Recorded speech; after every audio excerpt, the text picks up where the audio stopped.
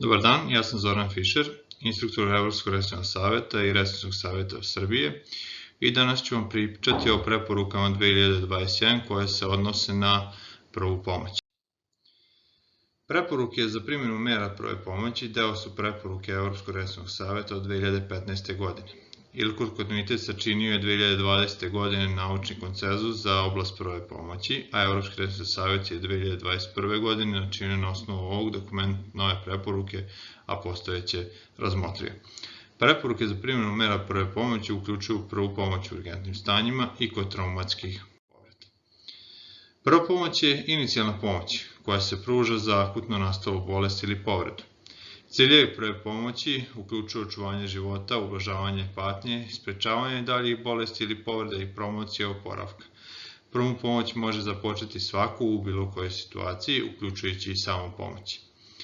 Generalne karakteristike pružanja prve pomoći na bilo kom nivou obuke uključuju prepoznavanje, procenu i prioritizaciju potrebe za prvom pomoći, pružanje prve pomoći koristeći odgovarajuće kompetencije i prepoznavanje svojih ograničenja, traženje dodatne pomoći po potrebi, kao što je aktiviranje sistema hitne medicinske pomoći ili druge medicinske pomoći. I takođe, jako bitna stvar jesu ključni principi prve pomoći. Prva pomoć treba da bude zdravstveno ispravna i zasnovana na najboljim dostupnim naučnim dokazima. Obrazovanje u prvoj pomoći treba da bude univerzalno, svi treba da nauče prvu pomoć, treba promovisati pomaganje drugima, da se stvori svest o pružanju prve pomoći i svi treba da deluju. Kompetencije za pružanje prve pomoći i svest o pomaganju drugima variraju i na njih mogu uticati razni faktori, kao što su socijalni faktori, resursi, obuka i zakonska regulativa. 2021. su razmatrane preporuke i donešene preporuke iz dve oblasti, urgentnih stanja i traumatskih povreda. Što se tiče prve pomoći kod urgentnih stanja, razmatraju se sledeći sadržaj, to su ove 4 teme: metode davanja glukoze u hipoglikemiji, hlađenje kod toplotnog udara i hipotermije izazvane naporom, prepoznavanje moždanog udara od strane pružaoca prve pomoći i davanje dopunskog kiseonika kod akutnog moždanog udara. Što se tiče prve pomoći kod traumatskih povreda, razmatraju se sledeći sadržaj: kontrola krvarenja opasnog po život, direktnim pritiskom na ranu, kompresivnim zavojom i digitalnom kompresijom. Takođe se razmatra upotreba hemostatskih poveski naspram direktnog pritiska na ranu i priča se o dizajnu hemostatskih poveski, kao i upotreba hemostatskih poveski koje su namanjska sredstva u odnosu na improvizovana sredstva. Takođe se razmatra upotreba hemostatskih zavoja naspram direktnog pritiska ili hemostatske poveske i takođe se razmatraju hemostatski uređaji kao što su inguinalna hemostatska poveska ili štipaljka za ranu. Kod hemostatskih sredstava se takođe razmatraju i pedijatrijske hemostatske poveske i jedna od tema koja se isto razmatra ovim preporukama i za koje su donete nove preporuke jeste prva pomoć kod avulzije zuba. Što se tiče urgentnih stanja, jedna prva preporuka je data vezana za metode davanja glukoze u hipoglikemiji. Tokom rada na preporukama za prvu pomoć obrađena je tema kojom je izučavan način davanja preporučene količine šećera, to jest oblik šećera koji se treba primeniti u prvoj pomoći kod osoba u hipoglikemiji. Utvrđeno da kriterijum za uvršćavanje u naučne dokaze zadovoljavaju saga 4 studije između velikog broja pregledanih. Posmatrano je davanje 2,5 grama šećera prerano ili gutanjem u odnosu na primjenu šećera sublingualno. Istraživanje je obuhvatilo decu od 1 do 15. godine starosti i merena je koncentracija glukoze posle noćnog gladovanja, a potom na 20 minuta nakon primjene glukoze do ukupno 80 minuta nakon primjene glukoze. Druga studija je poredila primjenu 6 grama šećera peroralno u odnosu na 0,84 grama bukalnog i 15 grama sublingualnog šećera. Metode davanja glukoze u hipoglikemiji.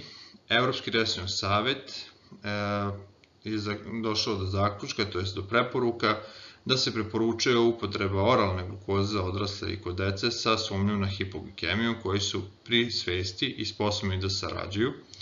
Ako oralna glukoza nije odmah dostupna, Evropski resorni savet predlaže kombinovanu oralnu i bukalnu primjenu glukoze, kao što je na primjer glukozni gel za odrasle i decu sa sumnjom na hipoglikemiju koji su pri svesti i sposobni za gutanje.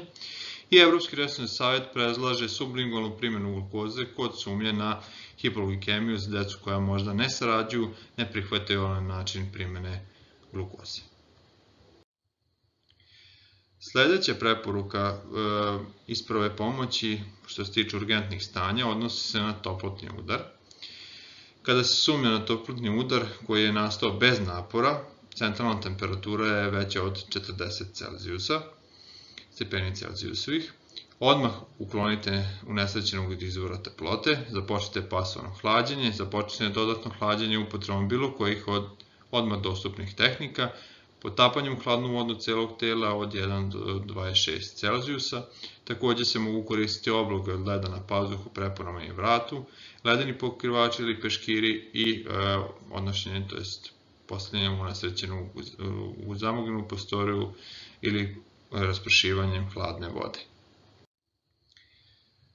Što se tiče tehnike hlađenja, analizirano je 12 metoda hlađenja pacijenta i upoređeni saopšteni rezultati o postignutim efektima primenjenih metoda su sljedeći.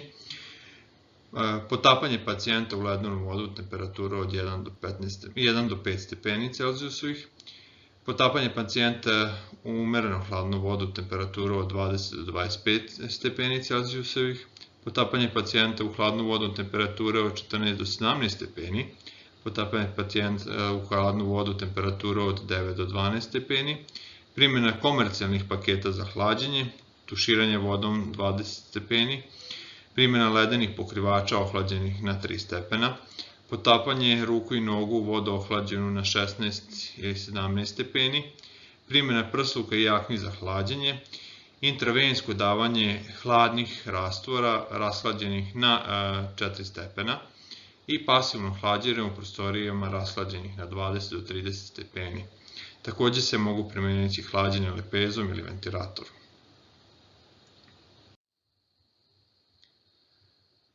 Što se tiče hlađenja kod toplotnog udara i pregrevanja usled napora, preporuka Evropskog resornog saveta je da za odrasle osobe sa hipertermijom i toplotnim udarom pri naporu trenutno aktivno hlađenje upotrebom tehnike potapanja u vodu od vrata ka dole cijelog tela uz korišćenje vode ohlađene na 1 Celzijus do 26 Celzijusova, sve dok centralno merena temperatura tela ne bude i niža od 39 Celzijusa. Kod ove tehnike bitno je da se koristi hladna voda od 1 do 26 stepeni i da se potapa osoba od vrata ka dole. Preporučuje se također da tamo gde nije dostupno potapanje u vodu, mogu da se pokrenu druge aktivne tehnike hlađenja i za decu koja dožive toplotni udar usled izlaganja toploti ili naporu nije donešena preporuka kojom se favorizuje bilo koja tehnika hlađenja u odnosu na alternativne metode hlađenja. Znači bitno je samo da se spusti temperatura tela ispod 39 Celzijusa.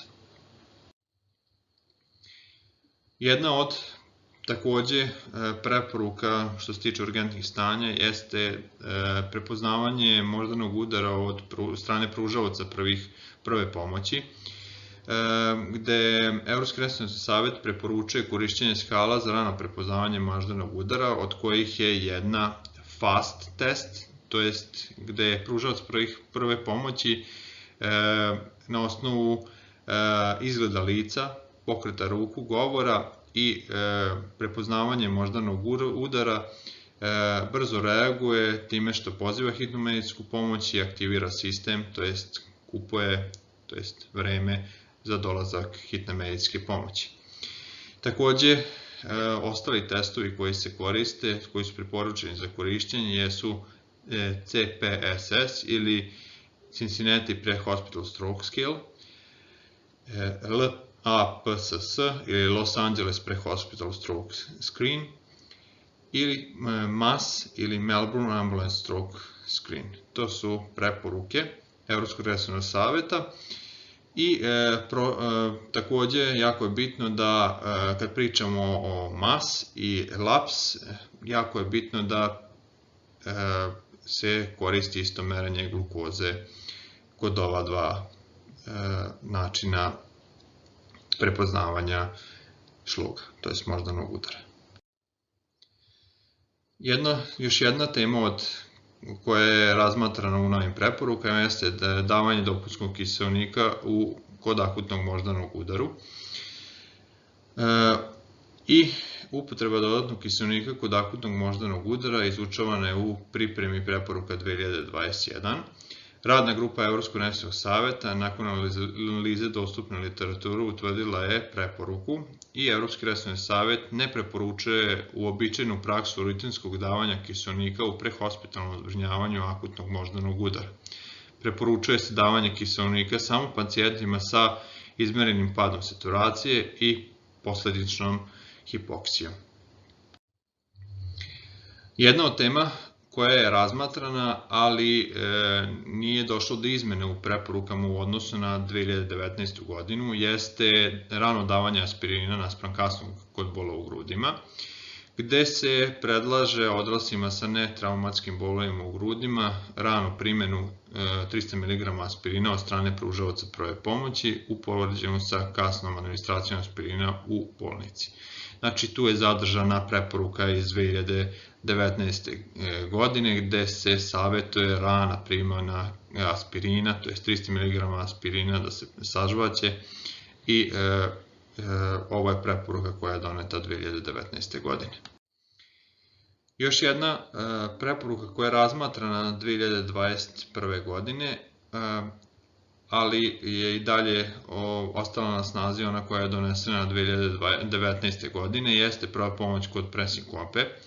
Preporučuje se upotreba bilo koje vrste fizičkog manevra kontra pritiska od osobe sa akutnim simptomima presinkope usled vazovagalnog ili ortostatskog uzroka i predlažemo da su fizički protivpritisni manevri donjeg dela tela bolji od maneviranja fizičkog protivpritiska gornjeg dela tela i abdomena. Možete vidjeti i na slici kako se ti protivpritisci vrše i u principu osoba sama sebi pruža pomoć kod ovog stanja.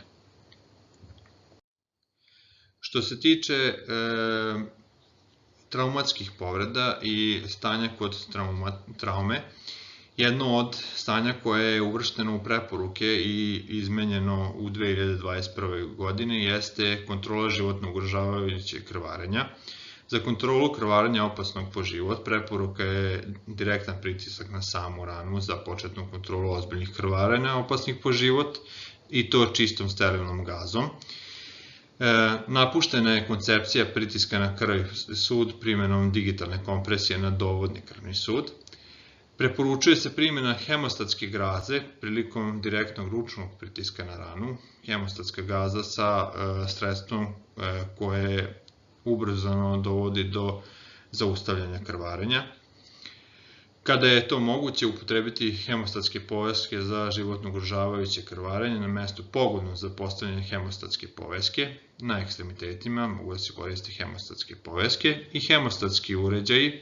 Igenolona hemostatska poveska, štipaljka za ranu, trenutno nema studija na ljudima u koje se upoređuju igenolona hemostatska poveska ili štipaljka za ranu sa direktnim pritiskom za zbrinjavanje životno opasnih krvarenja. Dogovoreno je da je potrebno više istraživanja na temu dizajniranja i upotrebe hemostatskih poveski, posebno za decu mlađe od 2 godine, i tema dizajna hemostatske poveske i njihove upotrebe kod dece garantuje potencijalnu mogućnost dok se novi sistem review ne dovrši i analizira. Nove preporuke za upotrebu hemostatskih poveski od 2020. godine primenjuju se na decu kao i na odrasle.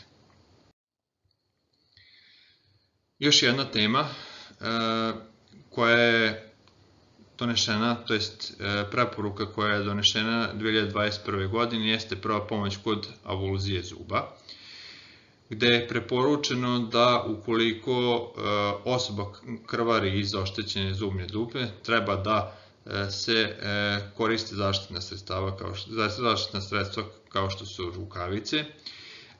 Pružalac prve pomoći treba da ispere usta unesrećenom hladnom čistom vodom i kontroliše krvarenje pritiskanjem vlažnog obloga na otvorenu opnu zuba i treba da se kaže unesrećenom da zagrize vlažni oblog nakon pritiska. Takođe, ukoliko imamo deo zuba koji je, ajde kažemo, odlomljen, za transport tog zuba trebate ga zamotati u prozirnu foliju ili privremeno čuvati zub u maloj posudi sa Hankovim rastvorom sastavljenim od neorganskih soli i dopunjenim glukozom ili oralnom rastvoru hidroksicione soli sa propolisom. Ovo je preporuka. Ako ništa navedenog nije dostupno, zub treba da se čuva u kravljem mleku, bilo koji oblik ili procenat masti mleka. Izbjegavati upotrebu vode iz slavine, putera i fiziološkog rastvora, to jest natrijum hlorida.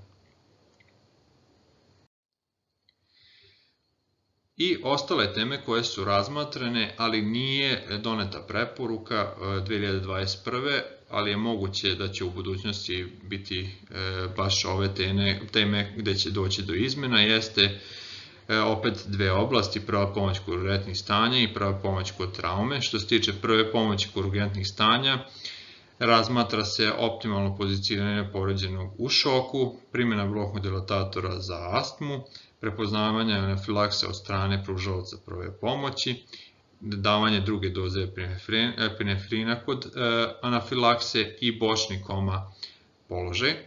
I što se tiče tema kod traume, odnosi se prepoznavanje potresa mozga, ručna stabilizacija vratne kičme, ograničenje kretanja vratne kičme i obloge koje se koriste kod opekotina, kao i primjena kompresivnog zavoja kod zatvorenih povreda zglobova. Hvala vam na pažnji i doviđenja.